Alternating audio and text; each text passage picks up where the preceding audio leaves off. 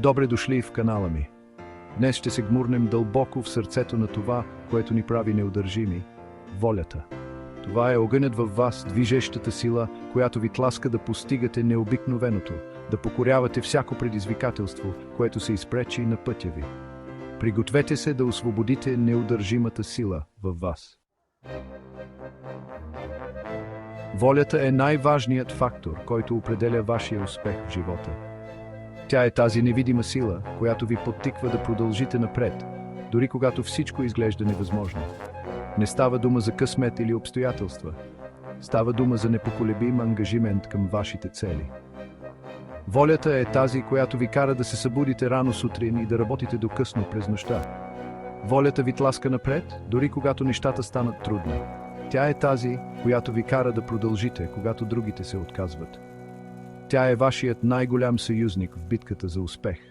Тя е разликата между посредствеността и величието. Волята е това, което отличава успешните хора от останалите. Тя е тази, която ви кара да се стремите към повече, да не се задоволявате с малко. Повечето хора се отказват, когато стане трудно, но не и вие. Вие сте различни. Вие имате волята да продължите, дори когато всичко изглежда загубено. Вие имате силата да преодолеете всяко препятствие и да постигнете всичко, което сте си наумили. Волята ви е тази, която ви кара да се изправите след всяко падане, да се борите за всяка мечта. Готови ли сте да освободите война в себе си? Готови ли сте да използвате волята си като най-мощното оръжие, което притежавате? Защото с воля няма нищо, което не можете да постигнете. Нека поговорим за цели, които разпалват душата ви, които ви карат да се чувствате живи и изпълнени с енергия. Цели, които ви карат да скачате от леглото сутрин с усмивка на лицето и желание да започнете деня. Без ясна цел, вие просто се носите по течението, без посока и без ясна представа къде искате да стигнете. Поставянето на ясни цели е като настройване на вашия вътрешен GPS, който ви води към вашите мечти и амбиции. Запишете ги, направете ги реални и ги визуализирайте. Това е първата стъпка към тяхното постигане. Разделете ги на по-малки стъпки, които можете да изпълнявате ежедневно. Успехът не е спринт, той е маратон. Това е маратон, изискващ непоколебим ангажимент и ясна визия. Трябва да сте готови да работите усилено и да не се отказвате. Сега излезте там и го направете. Започнете с малки стъпки, но с голяма решителност. Всяка стъпка ви приближава към вашата цел. Празнувайте малките победи по пътя. Те са доказателство, че се движите в правилната посока. В края на деня ще се гордеете с постигнатото и ще знаете, че всяка цел, която сте си поставили, е била стъпка към вашето по-добро аз. Самодисциплината е крайъгълният камък на волята. Става дума за вземане на решения, които са в съответствие с вашите цели, дори когато е трудно. Самодисциплината е мускул, който трябва да се тренира. Колкото повече я практикувате, толкова по-силна става. Става дума за изграждане на овластяващи навици, които стават автоматични. Всеки път, когато устоите на изкушение, вие укрепвате този мускул на волята.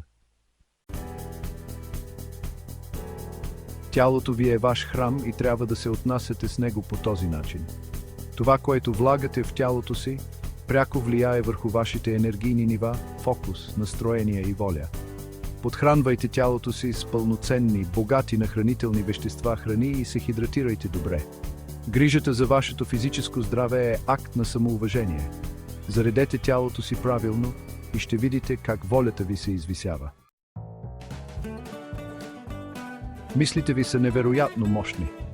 Негативният саморазговор и ограничаващите вярвания източват енергията ви и саботират усилията ви. Култивирайте позитивно мислене и непоклатима вяра в себе си.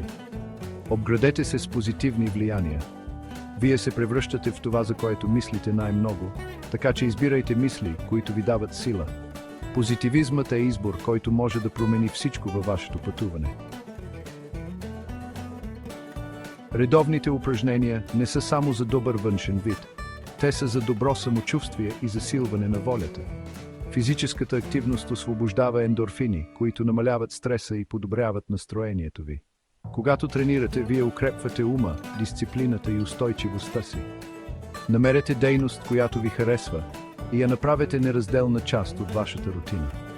Движението е лекарство и е мощен инструмент за подобряване на вашата воля. Вие сте средното аритметично на 5 човека, с които прекарвате най-много време. Хората около вас повдигат ли ви или ви дърпат надолу? Да се обградите с подкрепеща среда е от решаващо значение за поддържане на силна воля. Това са вашите хора, които ви подкрепят и ви държат отговорни.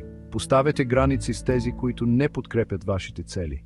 Избирайте мъдро и ще видите как волята ви се извисява.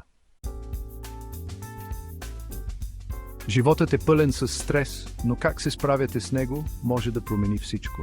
Хроничният стрес убива волята. Стресът е неизбежен спътник в нашето ежедневие, но начинът, по който го управляваме, може да направи огромна разлика в качеството на нашия живот.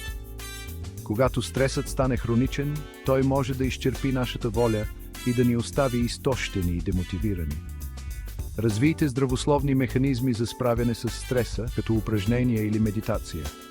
Физическата активност, като разходки в природата или йога, може да помогне за намаляване на нивата на стрес и да подобри настроението ви. Медитацията и дихателните упражнения също са мощни инструменти за успокояване на ума и тялото. Когато управлявате стреса ефективно, вие освобождавате психическа енергия и създавате пространство за разцвет на волята. Ефективното управление на стреса не само подобрява вашето психическо и физическо здраве, но също така ви позволява да се фокусирате по-добре и да постигате целите си с по-голяма лекота. Не можете да контролирате всичко, но можете да контролирате как реагирате на него. Важно е да осъзнаете, че въпреки че не можем да контролираме всички външни обстоятелства, ние имаме властта да контролираме нашите реакции.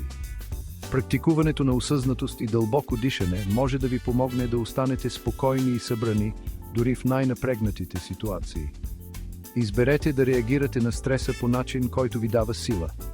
Когато изберете да се справяте с стреса по позитивен и конструктивен начин, вие не само укрепвате своята воля, но и превръщате стреса в мотивация за постигане на вашите цели. Нека стресът бъде ваш съюзник, а не враг.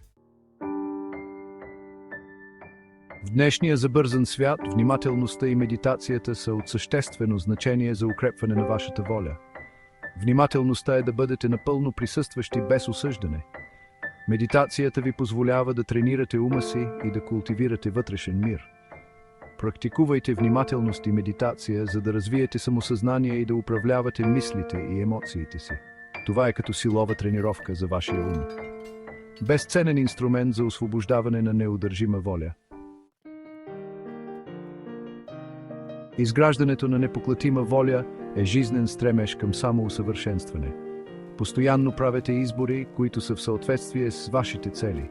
Колкото повече практикувате, толкова по-лесно става. Празнувайте успехите си, независимо колко малки са. Обградете се с подкрепяща общност. Заедно можем да постигнем всичко. Поздравления! Вие направихте мощна стъпка към отключване на пълния си потенциал. Не забравяйте, че имате силата да постигнете всичко, което сте си наумили. Харесайте, абонирайте се и споделете това видео. Сега излезте там и поддържайте този огън да гори ярко. Ще се видим на върха.